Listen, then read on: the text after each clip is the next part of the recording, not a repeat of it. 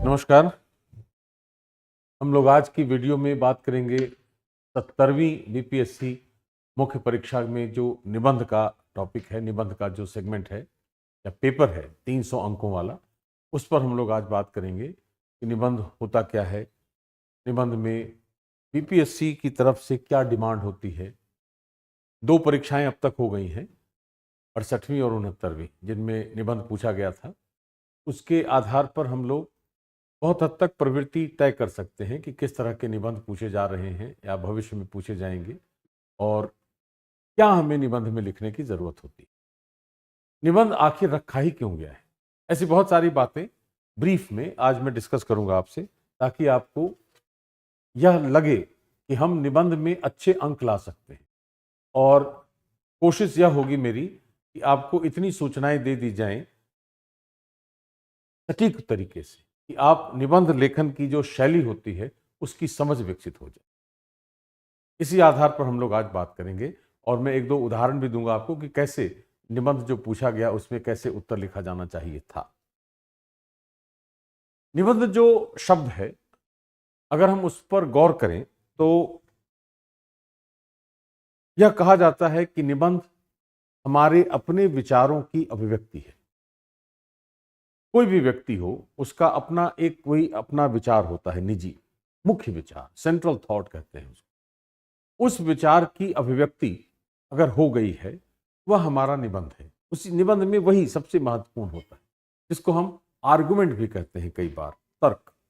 कि अगर किसी ने कोई भी विषय पूछा है जिस पर आपको लिखना है, तो आप अपने विचार कैसे अभिव्यक्त करते हैं, कितने सटीक रूप में और कितने ऐसे रूप में ताकि सामने वाले को वह समझ में आ जाए, वही हमारे निबंध की लेखन शैली निर्धारित करता है। हक्सले ने इसको जब डिफाइन किया तो यह कहा कि essay is a discourse in which you right everything about anything. क्या अर्थ हुआ इसका? कि एक ऐसी विधा है जिसमें हम किसी भी विषय पर सब कुछ लिखते। इसका मतलब यह हुआ कि एक पॉइंट से मल्टी पॉइंट, वी शेप्ड, जैसे नदी वी आकार की वैली बनाती है, वैसे ही कि एक पॉइंट कोई लिया है हमने और उस पॉइंट का डायमेंशन बना दिया ऐसे। इस रूप में अगर हम निबंध के मूल विचार को सामने रखकर और उसके आयाम अलग अलग कर दें, तो यही निबंध की खासियत होती है। This is actually the essay needs. Purpose क्या है इसका? अगर हम सिविल सेवा में निबंध जब पूछा जा रहा है, चाहे वो स्टेट हो या यूपीएससी हो, स्टेट सर्विस में भी 3 खंडों में जब निबंध पूछने की परंपरा शुरुआत हुई है उसकी, तो आखिर वजह उसकी क्या है? तो वजह यह देखना है कि आपकी संकल्पनाएं कैसी हैं, आपके क्रियान्वयन के प्रति आपका दृष्टिकोण कैसा है,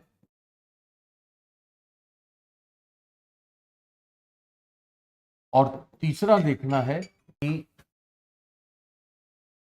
बिहार की संस्कृति, बिहार की संस्कृति पर आपकी समझ कैसी है, यह देखा जाएगा। 3 बातें हैं उसमें। बहुत बारीकी से अगर अंतर देखें तो खंड 1, खंड 2 और खंड 3, खंड ए में अधिकांश जो निबंध हैं उनमें इस पर फोकस किया गया है। मैं उदाहरण दे रहा हूं आपको।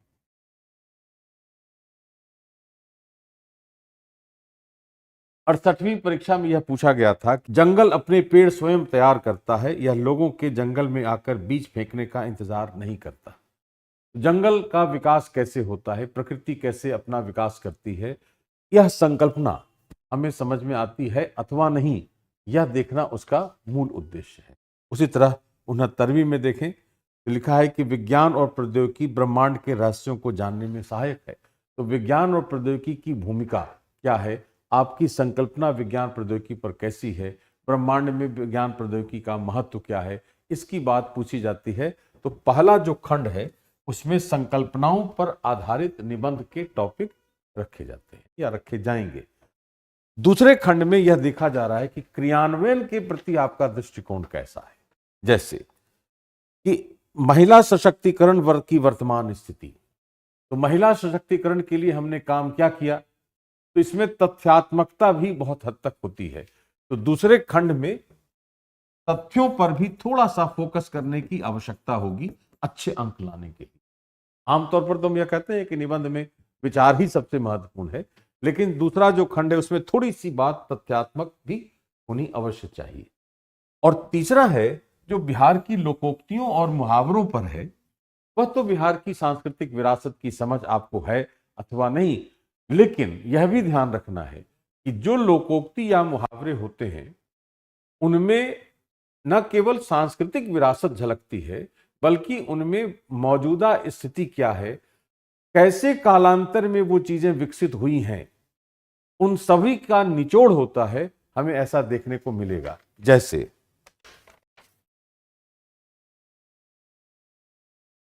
कि बिन समाज के बोली हो सकेला का, बिन बोली समाज हो सकेला, यह पूछा गया है 69वीं में। और 68वीं में अगर देखें तो यह पूछा जा रहा है आपसे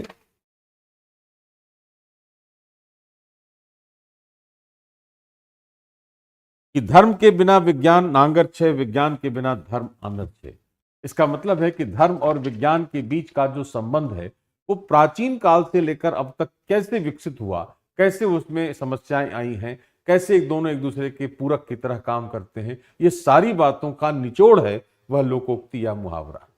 तो सुनने में तो बड़ा ही हास्यास्पद कई बार लगता है, कई बार ऐसा लगता है कि हम बहुत निचले स्तर पर जाकर बात कर रहे हैं, लेकिन लोकोक्ति और मुहावरों की समझ अगर किसी व्यक्ति के पास है तो उसकी वास्तविक समझ सांस्कृतिक विरासत पर है, ऐसा माना जा सकता है। इसलिए कमीशन ने इस पर बड़ा ही फोकस किया है कि अगर, और इसीलिए इसको ट्रांसलिटरेशन है यार, अनुवाद नहीं किया इसने उसी लोकोक्ति को रोमन स्क्रिप्ट में लिख दिया है। It is not translated in English, उसका अनुवाद नहीं है। क्योंकि कारण क्या है कि अगर रोमन स्क्रिप्ट में भी है तो जो लोग बिहार के नहीं हैं उनके लिए आसानी होगी पढ़ने, लेकिन ट्रांसलिटरेशन करने का पर्पस ही है कि आपको सांस्कृतिक विरासत की समझ है अथवा नहीं। तो 3 भागों में जब निबंध आएगा तो हमें संकल्पनाओं पर पकड़ होनी चाहिए, हमें कुछ हद तक तथ्यात्मकता की समझ होनी चाहिए और हमें बिहार की सांस्कृतिक विरासत की समझ होनी चाहिए। तो हम आसानी से तीनों खंडों में एक एक निबंध लिख सकते हैं। अब देखना यह है कि निबंध कोई भी हो उसमें लिखेंगे क्या। तो कई बार मैंने अपनी कक्षाओं में भी कहा है कि निबंध में एक ही मुद्दा होता है, वह है तर्क या आपका आर्गुमेंट। अब उस आर्गुमेंट के लिए करना क्या होता है, हमें 4 लेटर्स पर गौर करना है। इसको हम कहते हैं आइडिया, यह है इंफॉर्मेशन, यह है डिस्क्रिप्शन, यह है एक्सप्रेशन और यह है एनालिसिस।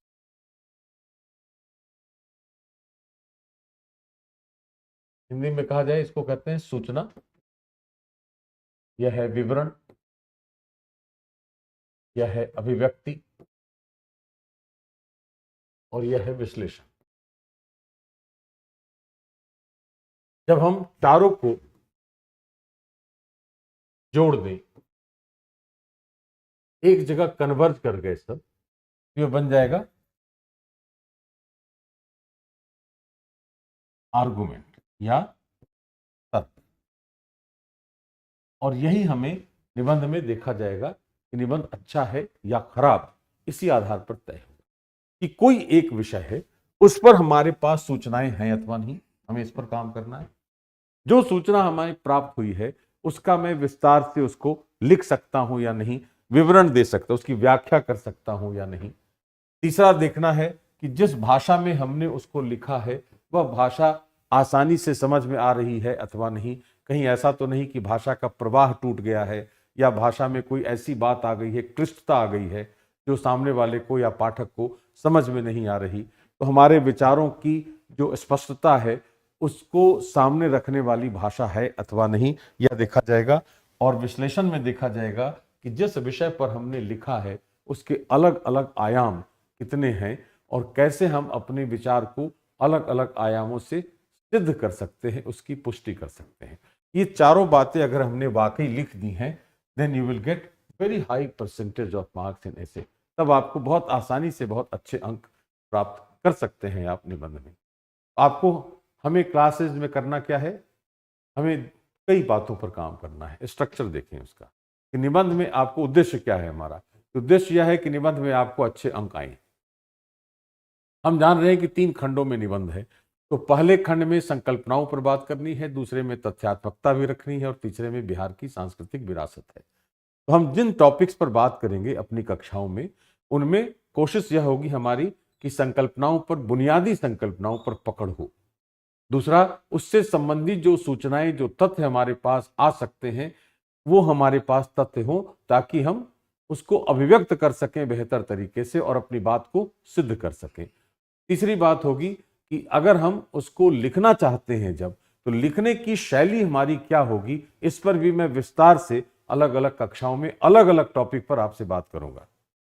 क्योंकि एक सेट पैटर्न नहीं हो सकता, जैसा विषय है, जैसी उसकी आवश्यकता है, उसके हिसाब से उसकी लेखन शैली होगी। तो मैं अलग अलग टॉपिक पर अलग अलग तरीके से बात करूंगा कि कैसे उसको लिखा जा सकता है, ताकि जब आपके पास मान लिया 100 से अधिक टॉपिक्स पर अगर हम निबंध की बात करेंगे, तो आपके पास इतनी क्षमता विकसित हो जाए कि जो नया टॉपिक भी अगर कोई आता है तो आपकी लेखन शैली वहां पर काम आ जाए और आप उसमें पूरी तरह सक्षम हो सके। तो हम लोग अलग अलग टॉपिक पर लिखने की अभिव्यक्ति की बात करेंगे।